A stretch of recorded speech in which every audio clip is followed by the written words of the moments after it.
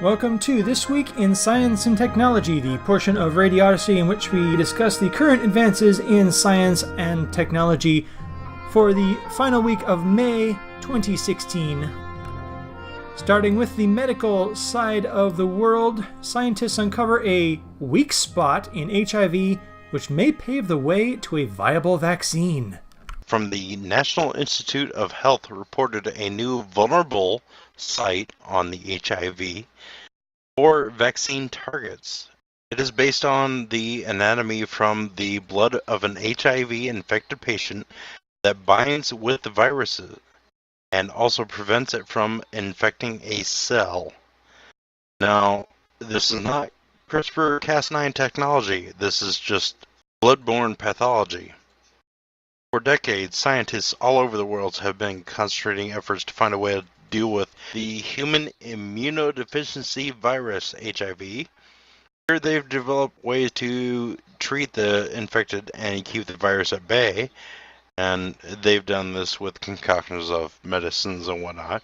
This is a way that they have found a weak spot in the virus itself to stop the infectation of healthy living cells. So, forgive me if I'm a little behind on exactly how vaccines work. It's basically teaching your immune system how to cope with a certain virus or bacteria by giving it a minute exposure to it. It's like the clothes. It's like the virus's clothes, basically.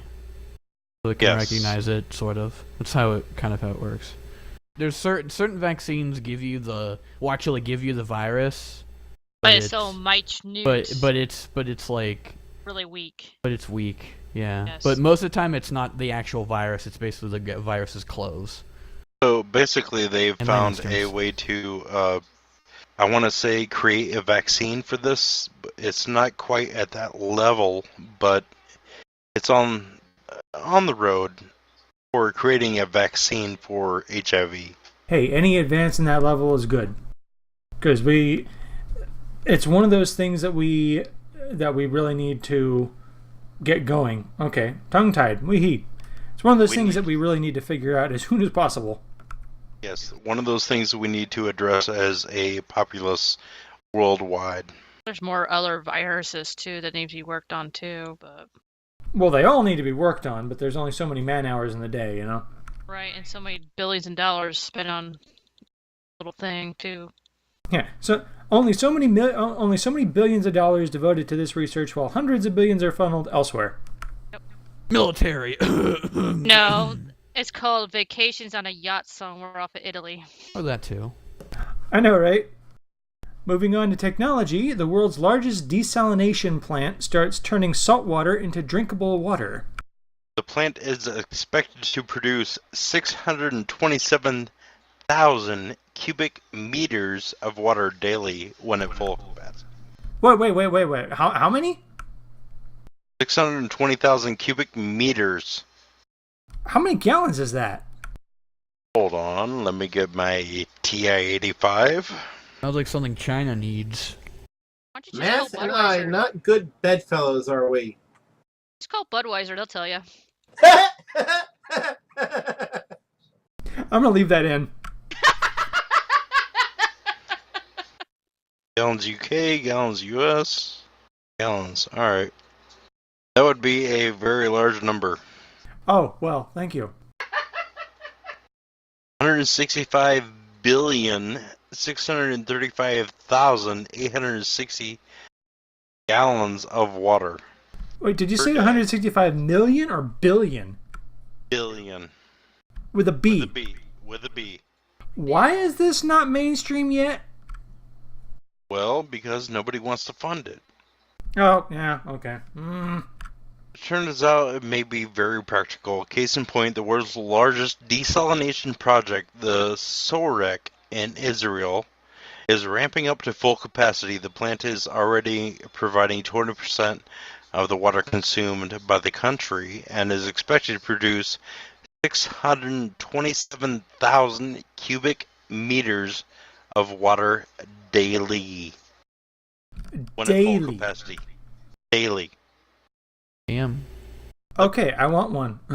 The plant was built for around $500 million, and it uses a conventional desalination technology called reverse osmosis. We are well versed with the technology of reverse osmosis. A lot of people use it in their own homes. So wait a minute. They don't want to fund it when this is only $500 million. They can swing that in a week. Yeah. My God, that's with regards to like money on a national level, that's nothing. Israel's doing it right now at a major production level. So kudos to them. Basically, we're turning all the water that can't be can't be used into something that can be used. Exactly. That fills up basically the entire planet. And I'm going to break from tradition and not save space for last because we're still in 2 weeks ago. The USGS releases the first topographical map of Mercury using data acquired from NASA. Alright, reading the article, we have known about Mercury's existence since the time of the Sumerians. Unfortunately, the world is too close to the Sun to be safely imaged by the Hubble Space Telescope. And this is why we sent Messenger. It was launched by NASA 30 years later and has been in orbit around Mercury for 5 years. Now, I got a question you, K1. Did you know about this? I knew a little bit of it, but haven't really been keeping up as much. Such probes are not really big news, but then again, how much of spaceflight is actually big news these days? I was under the impression that most of spaceflight technology, whether it be probes or whatnot, been sent outward from the Sun, according to us. This is something sent inward towards Mercury. Oh, there have been many inward probes since. There have been, I think we had Venus mapping probes before we ever actually sent anything out toward Jupiter. Okay. Thanks to NASA's Messenger and a collaboration of the university, who assembled over 100,000 images, we now have a detailed map of Mercury's craters, volcanoes, and landforms. We have a topographical map of Mercury. I actually saw something interesting to where even though on the dark side of Mercury temperatures are still like extremely high, like to melting points because of how the planet rotates, there are portions on, I believe, the North Pole. There's a crater in the north that never gets any sunlight. So even with the thin atmosphere of Mercury that's still pretty heated, in this crater in the North Pole, it's still manageable temperatures. So it might be an actual viable point to where you won't melt on its surface. Ooh, I'm thinking futuristic outpost. Possibly.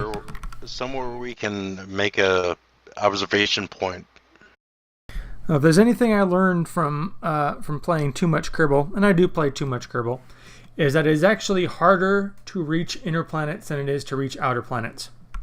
Nonetheless, is an observation that may be of useful,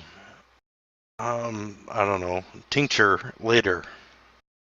Well, that is up for spaceflight to decide how to best transport from one planet to another. Interesting segue into transport here. And this is one you've been waiting to read for a while. I know you've been chomping at the bit for this one. Especially at that picture. Oh, that makes me laugh. This is hard to read. Google patents sticky cars that don't let go of people they run into. Yes, I've been chomping at the bit for this one because, let's see, Google autonomous vehicles. When they hit somebody, what happens? You bounce off? This is to prevent that. It's a sticky car. The whole hood is a sticky membrane. Every time they hit somebody, they're going to stick to the hood. They're showing the picture in the article here of this dummy like leaning back against the hood of the car with all kinds of bolts and nuts and pieces stuck to the hood. I'm imagining this car running down the street with like 3 bodies stuck to it and a cow. It's like a vacuum.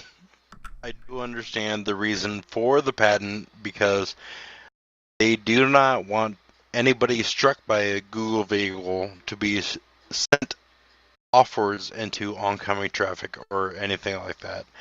They want them to be safely secured after the incident. But just the idea of the patent it's very comical. It shows that they're reserving themselves to the fact that they're not going to develop new ways to prevent people from getting hit by traffic, but what to do in the inevitable time they will get hit by traffic. Yes, and oh gosh, Google is famous for applying for patents that are ridiculous. Are ridiculous, but may or may not be implemented. Ever. We hope. You have to use Google off to get the stuff off. Google. You need a spatula and some Goo-Gon, or the extra strength Goo-Gon. Google off for your offing needs. Oh God, no. Google off for your offing the guys we just offed. Here you go. You have to buy a product for getting hit by their car. Now you sound like a hitman. Google off. We'll send the Google. You're Google on the Google car. hit list. We'll give you Google off for when we off you. I'm scared. Oh, jeez. What a product. What a product. What a patent. And who's going to get sued for... Wait, I came up with this first. Now, would this be on your Google history if you hit a car? I would believe so. Oh my God, I would laugh. You look on the car, like the street views, and you just on Carfax. You look over, and you look on the street views, and you see a guy just like stuck to a car. Or you go to Carfax.com, and one of the pictures of its history is these 3 guys stuck to the hood. His face is blurred. What is that insurance commercial about car Wait. suckers? Does this affect my the car value? Right? Devalue your car. Do it? You No. got car suckers? No, we have Google. No, this is generated towards the Google autonomous vehicles. If they strike a pedestrian, it's supposed to prevent them from being flung into oncoming traffic. It's supposed to Less Stick them- bouncy? stick them to the vehicle. Which is absurd as far as I'm concerned. How about just making it to where they don't hit anybody in the first place? I want Right. to see what they're going to do with animals. Yeah, they go out Deer? to BFE. They go out to BFE. They got squirrels and fucking deer. They got Gander Mountain all over their fucking vehicle. I can see it driving by, you just go, cow. Another one comes by, another cow. Actually, I think that was the same one. Open the door, walk out of the car, moo. What the oh man. And it's Twister. chewing. And it's chewing. Still chewing Hey, that's how you take out the Cow King in Diablo 2. Right? Moo. Might as well milk you while you're here. Now, did you guys... This is almost... Could this go work with the police probe thing that they're shooting out of their bumpers? To put the GPS units on speeding cars that they're chasing? I think those are on magnets. Magnets? Oh, okay. Alright, the adhesive technology. The key to making self-driving cars even safer, combining top-of-the-line autonomous driving vehicles technology with advanced adhesive technology. This is totally disturbing as it sounds.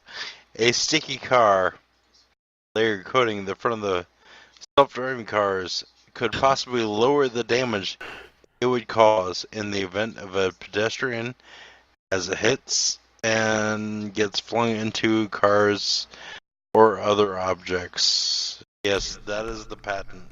Reduces damage to other traffic, but doesn't reduce damage to the person they hit. Why do I Well- see a innocent child, a dad being funny, and just sticks a kid to a damn Okay, here's my question. There's a severe accident. A Google car hits somebody and they're stuck to the hood. How does the EMS get them unstuck? Goog off. It does. Yeah. That's what we're trying to say. Google off. Yeah. What if you lean against your car and then you're like, yeah, so got your hand stuck on the car. I'm sure it Yeah, probably for the has a kid. point. I'm sure it probably has a point to where it'll only stick after a certain amount of pressure is applied to it. It's not that they would stick to their own car, because as you said, this was just for the autonomous cars. Yeah, there was a vehicle paint application that would break, and then the autonomous, or not autonomous, the adhesive would activate.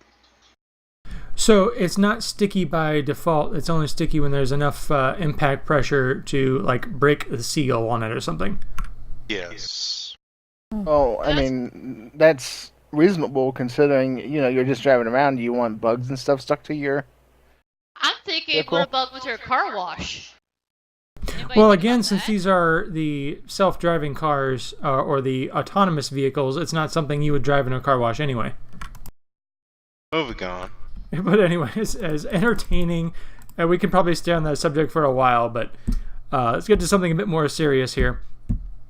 A cancer patient receives the first... Oh, Jesus. We're trying to be serious here, K1, and you're breaking it up. What the heck? Well, let me read this. You'll see why. A cancer patient receives the first penis transplant in the United States after a 15-hour procedure. One heck of a boner. Well, we are behind the...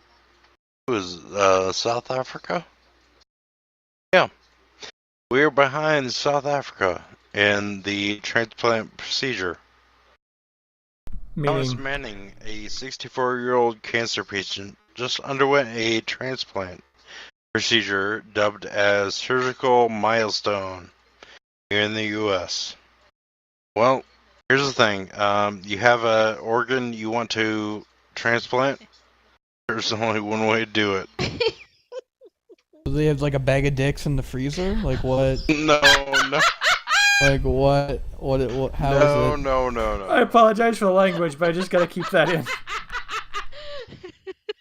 That's what I was going for, but I just kept my mouth shut.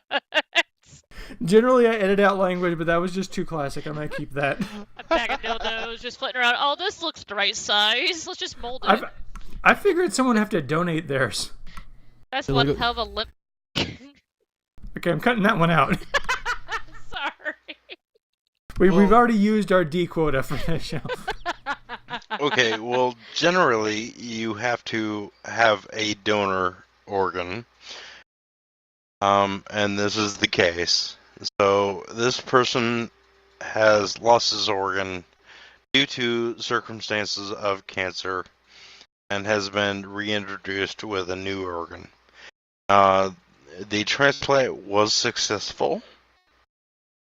And we will find out with its efficacy. Shut up. We'll find out how well it will work now. Compared to the South African one. I'd be pretty sad if it didn't work. It'd be less banging. Differs. Sorry. It'd be like sitting there like a deflated balloon. It'd be like really sad deflated balloon. I'm alright. Moving on. Oh, let's go on to more recent. Moving on. Enough about the penises. It'll be like a 2-hour show edited down to like 30 minutes because It's gonna be. Physics. A new research suggests that dark energy might be the reason that time runs forward. I have a feeling this is also going to be beyond Crow's pay grade. A little bit. Why is there a reason we think time moves forward only? Well, it's also because we only perceive it in one direction. And I'm going to go off on a tangent. The article may go into some of this, but I'm going to actually interject my own opinion onto this for a bit. It's like someone in a two-dimensional world imagining a third dimension, but they only perceive one level of the third dimension. They don't they can't possibly perceive anything else than that, even though in a three-dimensional existence there's like infinite up and down, or this other axis that a two-dimensional existence doesn't perceive of. So too is probably the same with our perception of the fourth dimension, which is time, or I'm assuming that's the fourth dimension. It might be the fifth. Let's just say the dimension of the flow of time. We perceive it as linear time because we only exist in that one level of that dimension, whereas someone who exists in fourth dimensional space, or I guess you can call it temporal space, would be able to move easily through the flow or direction of time as easily as we flow through a third dimension, which we would also not be able to perceive. I'm glad you mentioned linear time. It is one of those things that we take for granted. Time moves forward, never backwards, but did you ever stop to think and wonder why it moves in one direction and oppose the other? This is one of those things that we can postulate and think upon until the cows come home.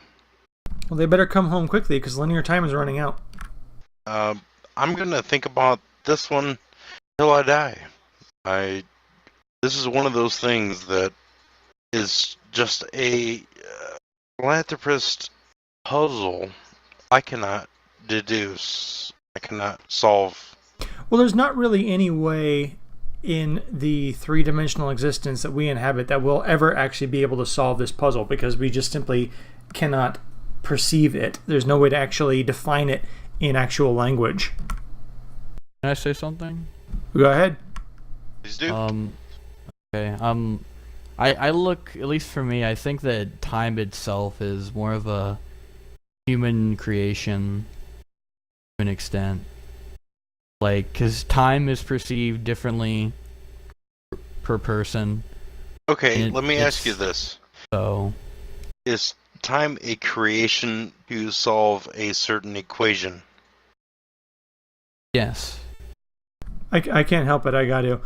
People think that time is a strict progression of cause to effect, but actually, from a non-linear, non-subjective viewpoint, it's more like a big ball of wibbly-wobbly, timey-wimey stuff. Okay, Ken had this right. Time is a observation depiction according to what we understand currently. I mean, time is like, because, I mean, even, like, time is depicted differently depending on age. And, like how when we get older, we act like, you know, certain memories, like we act like certain years of our life were faster than others. And then we have certain moments where it acted like, where we perceived that time was moving slow. Okay, that would be so. The actual physical existence of time is locked into the only one layer or line of it that we inhabit, but the perception of time differs slightly. So I have a feeling that we're able to perceive through a few layers of the flow of time, but only really exist in one, if that makes sense. Yeah, I mean, but like we only travel along this one single path through the dimension of time, but as we travel through it, we have kind of like imagine a bubble around you to where you can kind of perceive a couple layers still left to the right, forward, back, up, down. That's kind of like how sometimes time seems to go faster when you're occupied, or slower when you're not, or when you're stopping to consider what alternatives there are based on your decision. You're basically trying to perceive in a couple different directions of that flow. Okay, and the article says new research suggests dark energy might be the reason time runs forward. Okay, we all have our objective views of time. A new study may have found a link between dark energy and the second law of thermodynamics, suggesting that the very expansion of the universe may impart a direction in time. This means that everything we thought of as time flow, or time, may be reversible. Well, that's going to take some perception and mathematics that would make our heads go explode. Might as well divide by 0. And Cookie Monster has no friends. What? Have you ever asked an iPad to divide by 0? No. Oh god. Alright, I'll have to post that for you. It says Cookie Monster has no friends if you tell it that. It says, and Cookie Monster has no friends and neither do you, so. Oh, jeez. Well, that's Siri for you. Moving on. I think your drink is starting to catch up to you. Yes, it is, and I bit my tongue. Oh, that hurt. Anyway. How about let's skip this one? Don't All do right. that. That hurts. I think we're actually going to skip through some of these and try and advance to the end. Alright. Because we got through the good ones, I think. Because we have the Apple supplier Foxconn replaces 60,000 human workers with robots in a single factory. Don't really want to talk about that. HIV genes are cut out of live animals for the first time ever. Kind of what we were already talking about, so we don't really need to go into that. IBM's new molecule could one day eradicate viruses wholesale by neutralizing acidity levels. It's probably going to be big words that we can't really do right now, so we're just going to go ahead to the end here. And as we're getting a little bit of technical difficulties with the Speak server here, and apparently some of our cast members started a little early. We don't mind. We all enjoy what we enjoy. I'm going to go ahead and cut us out a little early and do a quick run through of this final article here, which pretty much speaks for itself. HP releases their new FusionJet 3D printer that works at 10 times the speed for half the cost. For those who don't know, 3D printers are basically, to use Star Trek terms, a replicator. It basically builds an object in 3D, just utilizing the materials that it has, which has advanced quite a bit. We've talked about this in this program before. One of the things I find the most fascinating about 3D printing is the fact they have a 3D printer on the International Space Station, and sometimes if they need a tool or a part that they don't have, instead of sending a whole mission up to rendezvous with it, Mission Control basically emails the specs and they 3D print it on site, emailing the part into space. But this is cool here in that they're releasing new 3D printers that are working at 10 times as fast as they otherwise would have for half the cost. So, and this is supposed to be, I believe, commercially available by the end of the year or within a year. So this is, 3D printing is progressing by leaps and bounds. And if you don't know anything about the subject, I strongly suggest that you research it, because it is one of our favorite subjects for a reason. That being said, I would like to thank my guests for joining me this evening. We kind of had to split the broadcast into parts because we ran so long for the Memorial Day special, but appreciate everyone coming back to help us with that again. I am K1. Thank you to my guests Raiderman, Dancing Crow, and the Mad Six crew. And we will see you all next week for Radio Odyssey 50 Years of Space and another week in Science and Technology. See you then, folks.